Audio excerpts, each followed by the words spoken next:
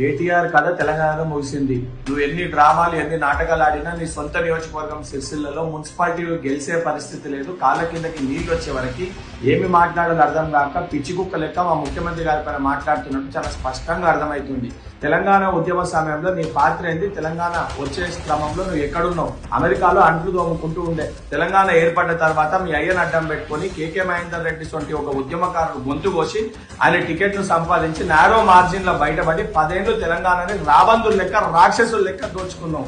నీ 10 ఏళ్ల పరిపాలన తెలంగాణ రాష్ట్రంలో ఉన్న చిన్న పిల్లగాన్ని అడిగినా కూడా ఎంత అడ్డగోలుగా అక్రమంగా అవినీతి పరంగా ఫోన్ ట్యాపింగ్ ఈకార్ రేసింగ్ స్కాములతోటి ప్రతి ఒక్క స్కీమును కూడా ప్రవేశపెట్టి అడ్డగోలుగా దోచుకున్నది దాచుకున్నావు. ఆ దాచుకున్న దాన్ని పంపకాల పంచాయతీ సొంత నీ కుటుంబ సభ్యురాలు నీ చెల్లెని నీ ముఖం పైన టూ అని చెప్పి ఉంచేస్తుంది. ఉంచి నిన్ను దయ్యము రాక్షసుడు అని చెప్పి సొంత కుటుంబ సభ్యురాలు మాట్లాడుతుంటే దానిపైన సమాధానం చెప్పే ఇంగిత జ్ఞానం ఆలోచన కూడా నీకు లేదు. నువ్వు ఎక్కడ బాధ్యత తీసుకున్నా ప్రతి ఎలక్షన్ కూడా ఎక్కడికక్కడ ఓడిపోయేసరికి అది జీర్ణించుకోలేక తట్టుకోలేక తెలంగాణ రాష్ట్రము ముఖ్యమంత్రి రేవంత్ రెడ్డి గారి నాయకత్వంలో నేతృత్వంలో అభివృద్ధి పదంలో ముందుకు పోతే ఇంకా మీ జీవితానికి ఎండుకాడు పడ్డట్టే రాజకీయంగానే ఒక భయంతో ఇష్టం వచ్చినట్టు ముఖ్యమంత్రి గారి పైన నోరు పారేసుకుంటున్నావు. సిగ్గుపడాలే కేటీఆర్.